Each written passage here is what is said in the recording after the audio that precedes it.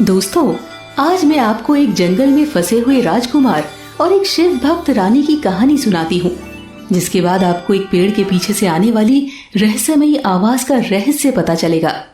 बहुत समय पहले एक राजा था, सोमदेव। उसकी 2 रानियां थी। बड़ी रानी चंद्रप्रभा बहुत अच्छे स्वभाव की दयावान स्त्री थी और भगवान शंकर की परम भक्त थी। छोटी रानी रूपमती बड़ी दुष्ट स्वभाव की थी। बड़ी रानी चंद्रप्रभा के एक पुत्री थी जिसका नाम था देवी। छोटी रानी रूपमती के भी एक बेटी थी जिसका नाम था पायल। छोटी रानी रूपमती बड़ी चालाक थी। वो बड़ी रानी चंद्रप्रभा और उसकी बेटी देवी से जलती थी और उन दोनों को बिल्कुल पसंद नहीं करती थी। वो राजा सोमदेव को अपनी मुट्ठी में रखना चाहती थी ताकि राजकाज के सारे निर्णय उसके हाथ में रहे। उसे हर समय ऐसा लगता था कि बड़ी रानी और उसकी बेटी उसका अधिकार छीन सकती है। इसीलिए वो हर समय बड़ी रानी को अपने रास्ते से हटाने की तरकीब सोचती रहती थी। एक दिन उसने एक चाल चली और राजा से कहा, मुझे खबर मिली है कि बड़ी रानी सारे दिन शिव मंदिर में रहकर काला जादू करती है। अगर आपने उसको महल से बाहर नहीं निकाला तो आपकी जान और राज्य दोनों को खतरा है। राजा छोटी रानी के मोहजाल में ऐसा फंसा था कि जो रूपमती चाहती थी राजा उसे मना नहीं कर सकता था। छोटी रानी की हर बात राजा सोमदेव को सही लगती थी, इसीलिए उसने बिना सोचे समझे बड़ी रानी चंद्रप्रभा और देवी को राजमहल से बाहर निकालकर महल के बाहर एक छोटे से घर में रहने का हुक्म जारी कर दिया। अब बड़ी रानी चंद्रप्रभा और उसकी बेटी देवी राजमहल के बाहर एक छोटे से घर में रहने लगे। मैंने इन दोनों को राजमहल से तो बाहर कर दिया, लेकिन इतनी आसानी से इन्हें जीने नहीं दूंगी। इतना करने के बाद भी रानी रूपमती की नफरत कम नहीं हुई। उसने चंद्रप्रभा के घर सैनिक भेजकर अपना हुक्म सुनवाया। राजा की आज्ञा है कि देवी को रोज सुबह राजा की गायों को जंगल में चराने के लिए जाना होगा और शाम को वापस लाना होगा। रानी चंद्रप्रभा ये जानती थी कि ये सब रानी रूपमती का किया धरा है, लेकिन उसके पास कोई उपाय नहीं था। बेटी, तुम्हें राजा की आज्ञा को मानना पड़ेगा। भगवान भोलेनाथ हमारी परीक्षा ले रहे हैं, लेकिन जरूर इसके पीछे भी उनकी कोई मंशा है। तुम रोज सुबह गायों को चराने के लिए जंगल में ले जाना और शाम के समय उन्हें वापस ले आना। ठीक है माँ, मैं ऐसा ही करूँगी।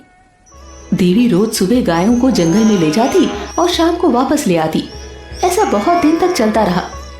एक दिन जब वो शाम को जंगल से अपने घर लौट रही थी तो उसे एक पेड़ के पीछे एक आवाज सुनाई दी। देवी, देवी, क्या तुम मुझसे विवाह करोगी? देवी घबरा गई और जल्दी जल्दी गायों को लेकर घर की ओर भागी। लेकिन अब दूसरे दिन भी वो जब घर लौट रही थी तो फिर से उसे वही आवाज सुनाई दी। देवी, क्या तुम मुझसे विवाह करोगी? देवी ने ये बात अपनी माँ को बताना उचित समझा। माँ, बहुत दिन से मेरे साथ एक अजीब घटना घट रही है। जंगल में पेड़ के पीछे से एक आवाज आती है और मुझे विवाह करने के लिए पूछती है। मैं क्या करूँ माँ? रानी चंद्रप्रभा भगवान शंकर के मंदिर में जाकर इस बात को भगवान से कहती है। रात को भगवान शंकर उसके स्वप्न में आते हैं। बेटी, तुम्हारे साथ इतना बड़ा अन्याय हुआ, लेकिन तुमने मेरी पूजा कभी बंद नहीं की। इस संसार का नियम है, जो बुरा कर्म करता है उसे उसका फल जरूर मिलता है। तुम्हारे साथ भी जिसने बुरा किया है उसे उसका फल जरूर मिलेगा। मुझे मेरी कोई चिंता नहीं है भगवान, लेकिन मेरी फूल सी बेटी की मुझे बहुत चिंता है। उसे विवाह का प्रस्ताव मिल रहा है। उसके पिता तो छोटी रानी के मोहजाल में फंसे हैं। मैं इस बारे में किससे सलाह लूं भगवान? ये तुम्हारी पुत्री के लिए सुयोग्य वर है। ऐसा कहकर भगवान शंकर अंतर्ध्यान हो जाते हैं। अगले दिन रानी चंद्रप्रभा अपनी बेटी से कहती है, सुनो बेटी, अगर आज शाम को फिर से तुम्हें वही आवाज सुनाई दे तो तुम उससे कहना कि कल सुबह तुम मेरे घर आ जाओ, फिर मैं तुमसे विवाह कर लूंगी। लेकिन माँ, वो कौन है? देखने में कैसा है? क्या करता है? हमें कुछ नहीं पता। फिर उसे विवाह के लिए कैसे वचन दे दूं? बेटी देवी, कल रात स्वयं महादेव मेरे सपने में आए थे। उन्होंने कहा कि वो तुम्हारे लिए सुयोग्य वर है और हम पहले से कितनी बुरी परिस्थिति में हैं। हो सकता है तुम्हारे जीवन में कोई बदलाव आने वाला है। तुम्हें इस प्रस्ताव को स्वीकार कर लेना चाहिए, फिर भोलेनाथ भी हमारे साथ है। उस दिन शाम को जब देवी गायों को चराकर लौट रही थी तो उसे वही पेड़ के पीछे से आवाज सुनाई दी। देवी, देवी, क्या तुम मुझसे विवाह करोगी? देवी ने पीछे मुड़कर देखा लेकिन उसे वहाँ कोई भी नजर नहीं आया। वो एक बार फिर डर गई और सोचा कि घर चली जाए, लेकिन फिर उसे माँ की बात याद आई। ठीक है, अगर तुम मेरे घर कल सुबह आ जाओगे तो मैं तुमसे विवाह कर लूंगी। देवी ने सोचा कि उसके हाँ कहने के बाद कोई पेड़ के पीछे से बाहर आएगा, लेकिन ना कोई आया और ना ही कोई जवाब आया। देवी जल्दी जल्दी गायों को लेकर घर चली आई। माँ, आपने जैसा कहा था मैंने वैसा ही किया, लेकिन कोई सामने नहीं आया। अगले दिन रानी चंद्रप्रभा जरा सुबह सुबह उठ गई। उसने घर का दरवाजा खोला कि कोई आया तो नहीं, पर वहाँ कोई भी नहीं था। तभी उसने जमीन पर देखा तो वो डर गई। एक बड़ा सा सांप बैठा हुआ था। रानी चंद्रप्रभा डर के मारे चिल्लाई, सांप, सांप। तभी घर के भीतर से देवी भाग कर आई, लेकिन तभी एक आश्चर्यजनक घटना घटी। सांप बोल उठा, देवी, तुमने मुझसे वायदा किया था कि यदि मैं सुबह तुम्हारे घर आ जाऊं तो तुम मुझसे विवाह कर लोगी। मैं इसलिए ही जंगल से यहाँ आया हूँ। रानी चंद्रप्रभा की समझ में नहीं आ रहा था कि वो करे तो क्या करे। उसने सोचा था कि कोई सुंदर सा राजकुमार उसकी बेटी देवी से विवाह करने आएगा। उसे समझ नहीं आया कि भगवान शिव ने उससे ऐसा मजाक क्यों किया। उसने ये कभी नहीं सोचा था कि भगवान एक सांप को उसका दामाद बनाने के लिए कहेंगे। रानी रूपमती ने एक जासूस को नौकर बनाकर रानी चंद्रप्रभा के घर में रखा था। वो जासूस रानी रूपमती के पास गया और उसने सारी घटना छोटी रानी को बतला दी। छोटी रानी ये सुनकर बहुत खुश हुई। वो उसी समय राजा सोमदेव को लेकर रानी चंद्रप्रभा के घर गए। अगर देवी ने किसी के साथ विवाह का वादा किया है तो उसे अपना वायदा निभाना ही होगा। यही हमारे राजघराने का नियम है। रानी होने के कारण ये देखना मेरा कर्तव्य है कि राजघराने की मान मर्यादा पर आंच नहीं आए। देवी को सांप से विवाह करना पड़ेगा। हाँ, छोटी रानी बिल्कुल ठीक कह रही हैं। राजा सोमदेव और छोटी रानी ने देवी का विवाह सांप से करवा दिया। रानी चंद्रप्रभा और देवी खुश नहीं थी, लेकिन सब कुछ इतनी जल्दी जल्दी हो गया कि उन्हें कुछ सोचने समझने का भी समय नहीं मिला। विवाह के बाद सांप अपनी पत्नी देवी के कमरे में चला गया और इधर रानी चंद्रप्रभा सारी रात सो नहीं सकी और भगवान शिव से प्रार्थना करती रही। तुम्हारी कैसी लीला है भगवान, ये सब मेरी समझ से परे है। जो भी हो, उस सांप से मेरी बेटी की रक्षा करना। दूसरे दिन सुबह सुबह जाकर देवी के कमरे का दरवाजा खटखटाया तो एक सुंदर राजकुमार ने दरवाजा खोला। देवी ठीक उसके पीछे खड़ी थी। मैं उज्जैन नगर का राजकुमार अंगद हूँ। मेरी जान बचाने के लिए मैं आपका और राजकुमारी देवी का आभारी हूँ। मैं कुछ समझी नहीं, तुम कहाँ से आए और वो सांप कहाँ गया? क्या तुमने सांप को मार दिया? मैं ही वो सांप हूँ। असल में एक ऋषि के श्राप के कारण मैं सांप बन गया था। मैं जंगल में शिकार के लिए गया था और रास्ता भटक गया था। मुझे जोर से भूख और प्यास लगी थी। कुछ दूर पर एक सरोवर दिखाई दिया। मैं जैसे ही आगे बढ़ा, एक ऋषि पुत्र ने कहा, इस सरोवर में मेरे पिता 10 वर्षों से तपस्या कर रहे हैं। आज उनकी तपस्या पूर्ण होने वाली है, इसलिए आप आगे ना जाएं, नहीं तो उनकी तपस्या में विघ्न पड़ेगा।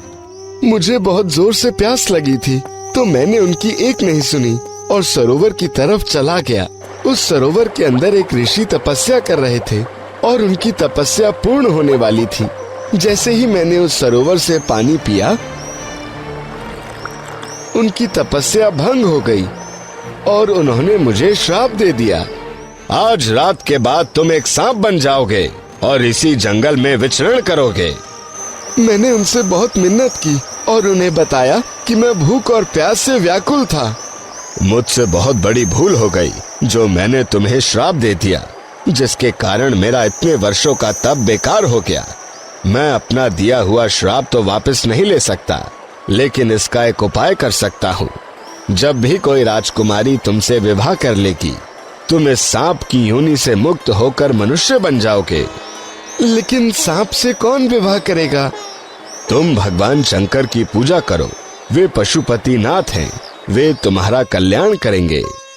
मैंने दिन रात भगवान शंकर की पूजा की और उन्होंने देवी को मुझसे विवाह करने के लिए जंगल भेजा। और मेरा श्राप उतर गया। अब देवी उज्जैन की रानी है। रानी चंद्रप्रभा बहुत खुश हुई। वो अपनी बेटी देवी और दामाद को राजा से मिलाने के लिए लेकर गई। ये बड़ी विचित्र घटना थी और ये बात सब तरफ फैल गई थी।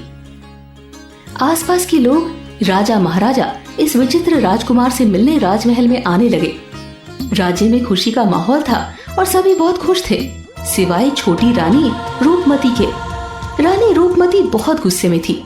उससे देवी का भाग्य देखा नहीं जा रहा था। उसने क्या सोचा था और क्या हो गया। वो चाहती थी कि उसकी बेटी पायल भी ऐसी भाग्यशाली बने। आखिरकार उसे एक उपाय सूझा। उसने अपनी बेटी पायल को बुलाया। देखो, देवी का विवाह तो अब हो गया है। उसका भाग्य उसे कहां से कहां ले गया। तुम एक काम करो, अपने भाग्य को बदलने के लिए तुम गायों को जंगल में चराने के लिए लेके जाया करो। नहीं, ये मुझसे नहीं होगा। महल में इतने नौकर चाकर हैं, मैं क्यों गायें चराने जाऊं?